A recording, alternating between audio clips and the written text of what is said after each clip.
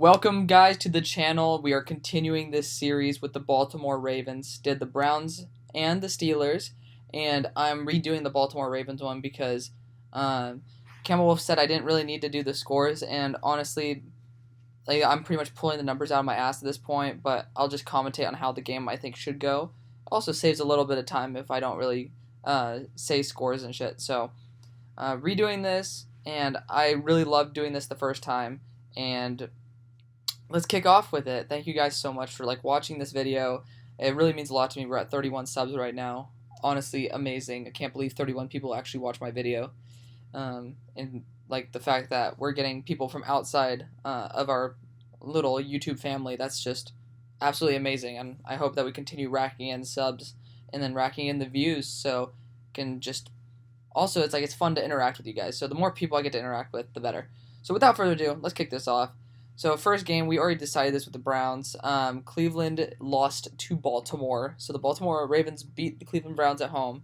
That's just a thing. Baltimore is a superpower, and most likely I'm going to take down my video talking about Baker just because it's not really receiving the exposure I thought, as well as it's not really being received too well, and I'd rather not have that destroy the analytics and the algorithm. So regardless, I think Baker's going to be a top 5 quarterback in the NFL this coming year, better than Lamar Jackson, but starting out at this time, I think the Ravens are going to be red hot because NFL is still going to try to catch up to their offense. So week 2, Baltimore at Houston. This is going to be a fun game to watch, but Baltimore just has too many weapons, too much firepower to deal with Houston at the moment. So I think that game's going to be quite a big margin. I think it's going to be probably like a 10 to 17 point margin, which is a pretty big gap nowadays in the NFL because offenses are so high powered that they can just keep up with each other.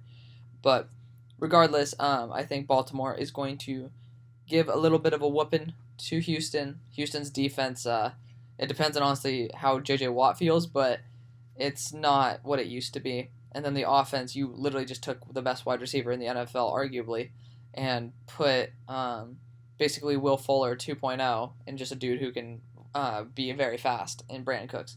Which I'm not going to discount Brandon Cooks. He's a great player, but you don't give up Nuke Hopkins for that shit. So next week, Kansas City at Baltimore.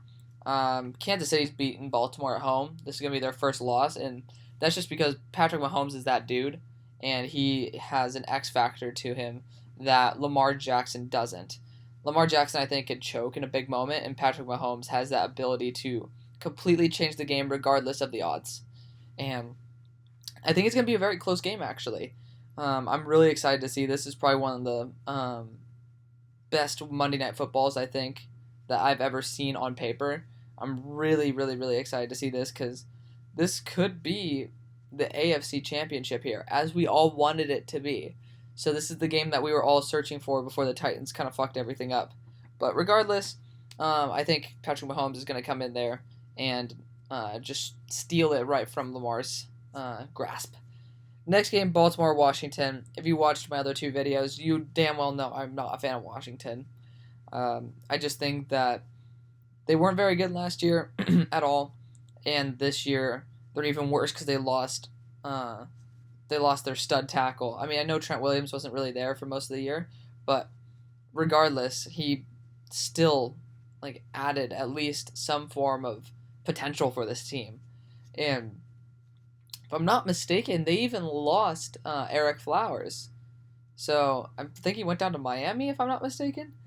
So they lost even the shitty offensive lineman that they had, and they didn't really do leaps and bounds, making their team like a stud in the draft. So Washington, you guys need some help. I don't think Dwayne's the answer. Fortunately, he was taken out of a very quarterback-friendly offense, and he's thrown to the Wolves. He has potential in a couple years to be great, but for right now, we need to assume that he is not going to continue to just improve. And even if he does, it's you're not going to win football games if he's just micro improving. So next we have Cincinnati at Baltimore. Baltimore's going to win this one. Baltimore is just a juggernaut at home, and Cincinnati, you guys are getting there with your offensive line. Jonah Williams, Jonah Williams, I think it's Jonah Williams, was a great addition in the first round last year. Horrible that he tore his ACL, or I think he tore his ACL. He got injured last year. Okay, big deal. Um, I hope he's gonna come back just as good as he was back in college. That's a great start, great piece. Running back, they're solid with Joe Mixon. Wide receiver core for this year, they're doing pretty good. And again, this is assuming full healthiness. Full healthiness, guys. As we get closer to the year, we can start predicting like how teams are going to fare out. But right now, I'm not going to predict anybody's injuries because it's kind of ludicrous. Otherwise, I'd have the Eagles losing damn near half of the damn season because I don't think Carson Wentz is going to last. But yeah, I mean, since they have a good wide receiver core, a good running back, they just need to work on the offensive line. They got their quarterback. Their defense is it's aching though. It's aching. They got Jesse Bates. He's pretty good, but they don't really have too many shining spots. I know Geno Atkins and Carlos Dunlap, but nothing really young on that team. Next, Baltimore at Philadelphia. This is a game where I can see Philadelphia coming in and randomly just taking a dub. I don't know why. It just feels right that Carson Wentz in Philadelphia would just ball out against the competition. He was able to put 4,000 yards up with no wide receiver over 500 yards. And I think the key to this game is Zach Ertz and Dallas Goedert. That's going to be the key to this game, is being able to mismatch with the linebacking core. Because Patrick Queen's going to be young, and they don't really have much else. So Patrick Queen can't handle two tight ends at once, and especially not probably an all-pro tight end. And if he can, you still have Dallas Goedert out there. So I think that's the key. And then their speed is going to stretch the secondary back. So they're going to be able to pick each other apart. So I think this game's actually going to be I think it's actually going to be kind of a surprising blowout by 10 points by Philadelphia. I'm going to give them a 10-point advantage here, even though the odds are definitely stacked towards Baltimore. Next game, Baltimore at Pitt. Baltimore at home it's just very hard to go into Baltimore and beat the Ravens, and their defense is just stellar. They're that secondary, and Ben is a very big risk taker, and I don't trust Juju as much as I trust Marlon Humphrey and Marcus Peters. So I'm going to give Baltimore that edge. Next, we have Baltimore at Indy, and Indy's in the Dome. So I'm going to give this game to Indianapolis, and here's why. Indianapolis, people may be like, I mean, they're good. They're not that good, though. But you have to realize something. Baltimore's defensive front, it's pretty damn solid. I mean, it's nothing to shy away from. They definitely have a solid front seven. And then they have a great secondary. Their secondary is their shining piece. But Indianapolis' offensive line is, like, supreme. Like, they're in my opinion, the number one offensive line. You have Quentin Nelson, and you have Costanzo, and Kelly. I think Kelly's still there. And regardless, you get the picture. They have a stud. They have Braden Smith, too, who's really young. They just have a stud offensive line, and it's something that they should definitely have an advantage over. And Phillip Rivers, if you give him time, because the problem is he's never had time. If you give him time to do his reads, he has some great weapons. So he's going to be comfortable in that dome where he's practicing all this time. He's going to have a run game because I think Jonathan Taylor's a beast if he can't fumble. I mean, if he fixes the fumbling problems. And then the defense is far from shy. You know, they have Darius Leonard. They have Malik Hooker. I mean, that corner core is a little bit suspect, but I forgot who they got out of Temple last year at the top of the second. But they got Rock Ya-Sin out of Temple, cornerback. I mean, I think he'll pan out. And I think they still have Tease Tabor. They might not, but regardless, like they still have some form of potential there. So excited to see how that team actually turns out. That's probably the team I want to see the most, just because I love the idea of Phillip Rivers with the ability to spend some time in the pocket. But yeah, next, Baltimore at New England. This is a game, the first time I went around, I gave it to New England. I'm not giving it to New England this time. I'm just going to be honest. Baltimore is going to go into New England and beat them. I don't trust Jarrett Stidham. That defense is pretty good, even though they lost 7 or 8 pieces. I mean, it's still pretty damn solid. They didn't lose everything. So, I mean, Baltimore, I think they can go in and they can just completely ravish New England. I think it's going to be like a 20-point margin here. Unfortunately, I just don't think the offense is that high powered. They're losing offensive linemen with like not Dwayne Brown. Is it Dwayne Brown? No. Dwayne Brown's on the Ravens. No, he's not. I don't even know. Whatever. Regardless, continuing, we're going on to Tennessee here. Tennessee at Baltimore. I think Tennessee still is going to want to kick some ass. Tennessee is going to run the ball down their throat. And it is going to be a slight embarrassment for Baltimore that they can't continue to be a team that is extremely run heavy. Again, assuming full healthiness. I think that Derrick Henry can just continue to ravage that defense. That's just the bottom line. And the offensive line is still adequate, if not one of the best, even with Isaiah Wilson and then Kelly at tackle instead of Conklin. I think they're going to be perfectly fine. And I think that it's going to be a close game, though. Probably like a 7-point margin to 3-point margin. But regardless of the fact, I think Tennessee is able to keep the ball in their control for too long to the point where Baltimore doesn't have their like witty scheme about them. Next, we have Baltimore at Pitt. I think Pitt is going to want some revenge for early in the season, and they're going to be at home. The lights are going to be on. Pittsburgh-Baltimore is always a great game. Always a great game. I mean, as I'm realizing, it's getting darker out, so apologies for that. But it's always a great game. We saw Antonio Brown like week 17 of like 2 or 3 years ago, like stopped at the 1-yard line, reaches across the goal line for the touchdown. That's just special. Special moments happen when these two teams play. And I think this game's going to be really close. 3-point differential, in my opinion, between these two. And I think Pittsburgh's going to edge it out just because they're at home. The lights are on. I think Ben's going to be kicking ass. Again, assuming full healthiness. Next, we have Dallas at Baltimore. Unfortunately, Dallas, if it was at Dallas, I would give them the nod. But Baltimore is going to beat Dallas this time. Dallas is a supreme dome team. And unfortunately, when they go to Baltimore, Baltimore is just a beast at home. You know, Dallas, they have the run game, they have the offensive line that Tennessee has, but it's not the same thing. Zeke Elliott is not the same type of runner that Derrick Henry is.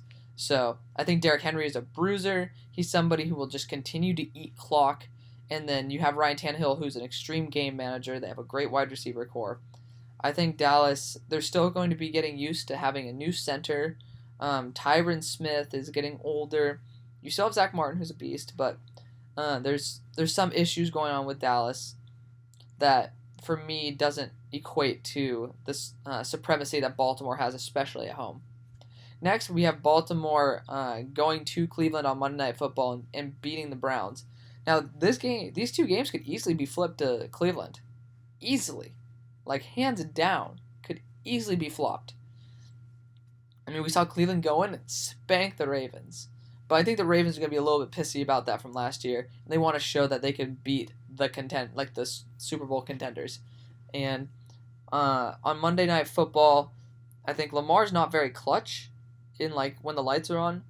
But I feel like we saw them get on a roll at the end of the season. And I'm going to be kind of contradicting myself because the NFL is going to catch up with the Baltimore Ravens, in my opinion. But at the same time, Baltimore's going to get way more comfortable with their system. So we're going to see how this all rolls out. But Baltimore is going to beat Cleveland here. It's going to be like a pretty close game too, because I think Baker can light it up when the lights are on. But his cockiness, that was a weird word. Cockiness might get ahead of him. Again, if you want to see more in-depth analysis, go to the other video where I did the Browns. Next, we got Jacksonville at Baltimore. If you heard anything about what I've talked about Jacksonville, I just think that they're tanking for Trevor.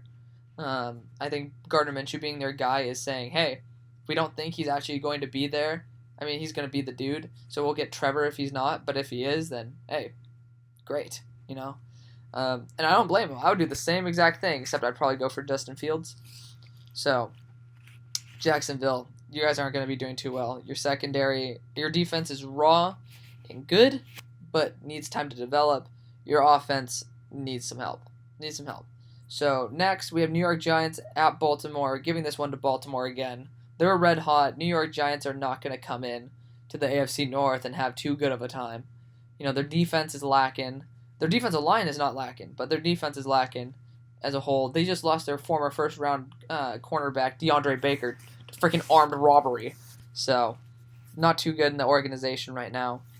But regardless, their offensive line's solid. Their offense is looking good, except it's a little bit too one-dimensional in the wide receiver core, in my opinion.